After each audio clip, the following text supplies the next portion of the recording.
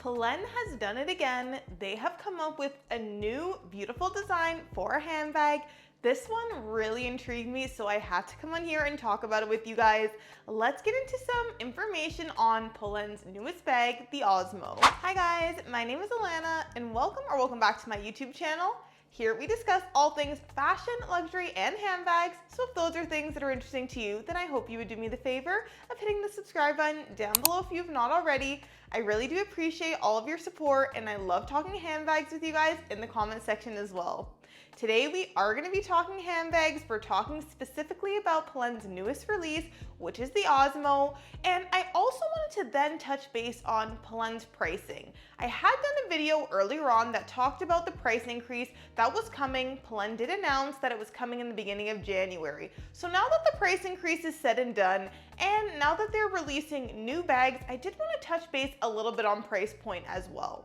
But let's start off with getting into some information about this handbag. So the Osmo handbag is a really cute, smooth leather shoulder bag that is available for $590 in USD.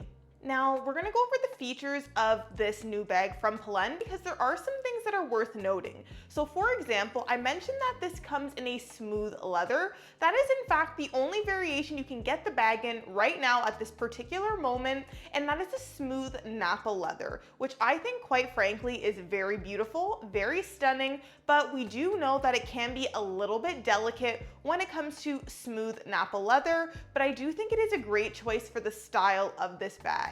Getting into the style of this bag, it comes in a baguette type shape, and I really do like that they're leaning into a shoulder bag, a bag that is meant really just to be carried in that way.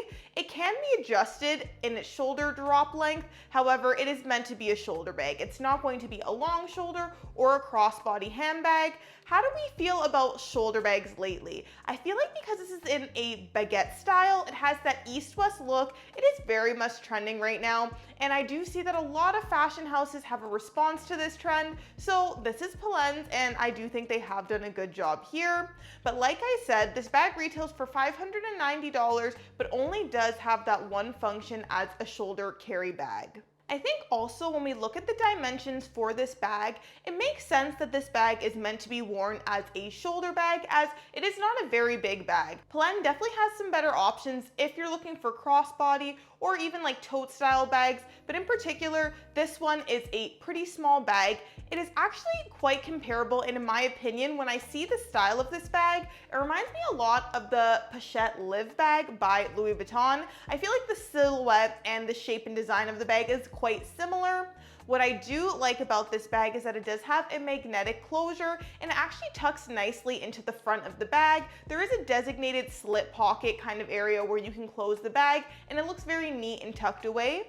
When we get into the interior of the bag, there is a slip pocket at the back of the bag as well, and then you have more or less just one open compartment. One thing to keep in mind with this smaller bag is that if you're someone who likes to convert your bags and make it a crossbody, even if it wasn't intended to be that way, this bag does not have a removable strap, so this is why I keep referring to it as a shoulder carry bag. Some of the stuff that I really like about this bag is that they have a little bit of embossing going on the side of the bag. So this is in the same kind of tone-on-tone look, so I feel like it's very discreet, very on par with POLENE's aesthetic, very quiet luxury. If you know, you know, but I do like that little touch, as I feel like, again, if you know, you know, and it does add a little bit more detail and interest to the bag. Now, when you open up the bag, that slip pocket inside of the bag will also say POLENE Paris, and that is going to be embossed with the gold foiling. So I do like that they have that within the bag, but again, for the exterior, you're not going to see any crazy logos, you're not going to see any crazy hardware, but there is that embossed logo on the side of the bag. So again, very in keeping with POLENE's aesthetic and who they are known to be as a brand.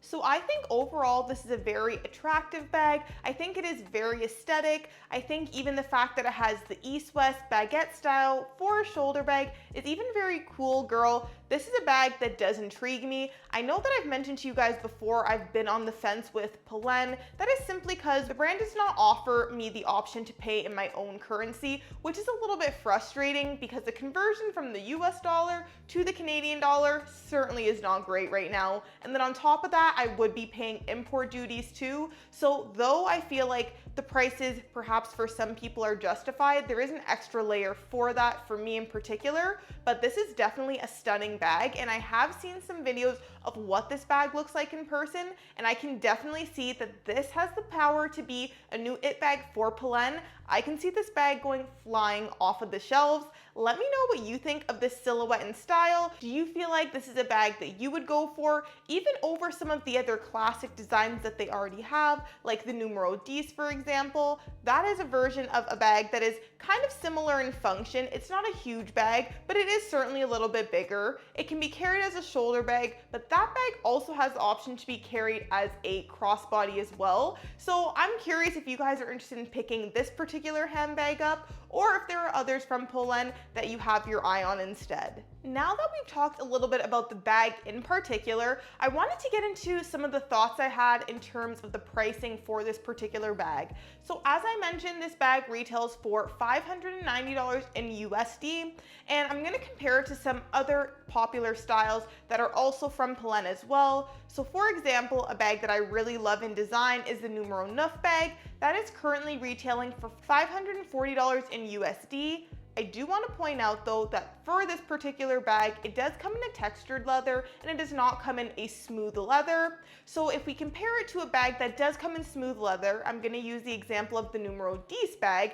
and that does come in a textured leather or a smooth leather option, and you'd be paying $660 USD if you were to get that style of bag in a smooth leather.